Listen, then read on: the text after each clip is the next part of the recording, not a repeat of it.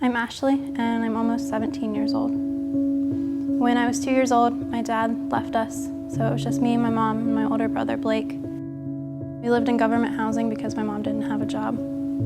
My mom just wasn't the same after Dad left. You know, she didn't really care about what she looked like. She kind of just let herself go. By the time I was 8, my older brother was 14. He would come in my room and he would make me have sex with him. And every time I tried to tell my mom, we would get into fights. You know, she would say I was stupid and that I was just looking for attention. One day it just got so bad that we were yelling at each other and we were just screaming. And I told her that I hated her and I told her I was gonna leave. So I packed up, you know, a raincoat and a stuffed dog that my dad had given me before he left, and I walked out the door. It was scary. I didn't know where I was going.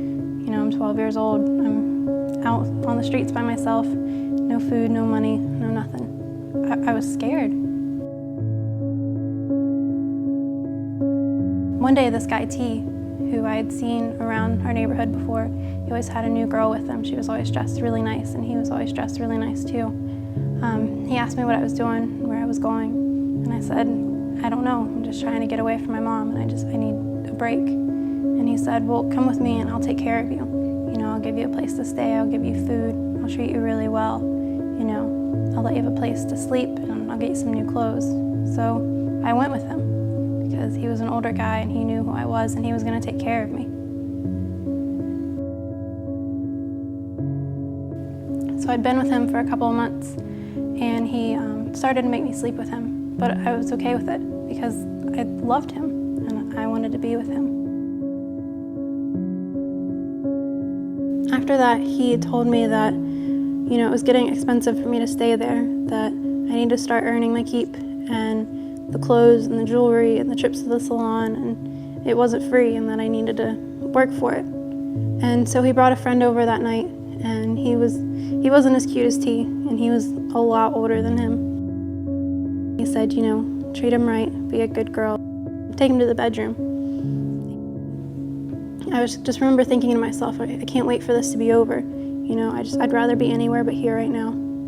And when we got done and we walked out the bedroom, and there was another one of his friends, and he said the exact same thing to me. He said, do this because you love me. So I did it because I thought it was going to make him love me more, and I thought that he was going to, you know, keep taking care of me, kind of like a dad would have. After that kept happening, I kind of lost myself. I begged him to let me get high because I knew that he sold cocaine on the side, you know, just something to take away the pain and to help numb what I was going through. When I was 15, I had been arrested multiple times for possession, and I just completely lost myself, and I didn't even know who I was anymore. T had always taught me that cops were bad, that they were just going to throw me back to my mom, and they were just going to throw me in jail, and that was not where I wanted to be, and I didn't need to be with them. But there was this one cop. She was a lot nicer than I would have ever imagined. She said, you know, this is not your fault. You've been a victim of human trafficking. There's a way out of this. I'd always wanted to be a vet. I always loved animals, and I always had dreams of having hundreds of animals just running around and taking care of them. So she told me that if I wanted to do that, I could.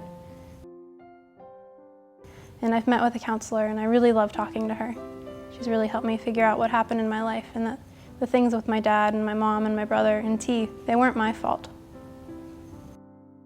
We work on our schoolwork, and we get help with subjects that we need help with, and then we meet with our counselors or our mentors, and we talk about things that are going on in our life. We celebrate our accomplishments, and if something's not going right, we work on ways to fix it. We do different activities. You know, we make jewelry, we play games. We're just like a big family. You know, we love each other and we care for each other, and we want to see each other do well.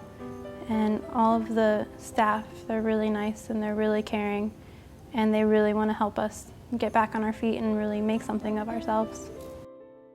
I'm getting my high school diploma, and I'm going to become a vet one day. I finally feel like I have a real life again, like I have a purpose, and that I can do whatever I want with my own life. The story you've just heard is based on true stories of young ladies right here in the United States who have been trafficked. By partnering with us and supporting the movement of Transforming Hope, you are also providing that safety, hope, freedom, and love to these girls as well.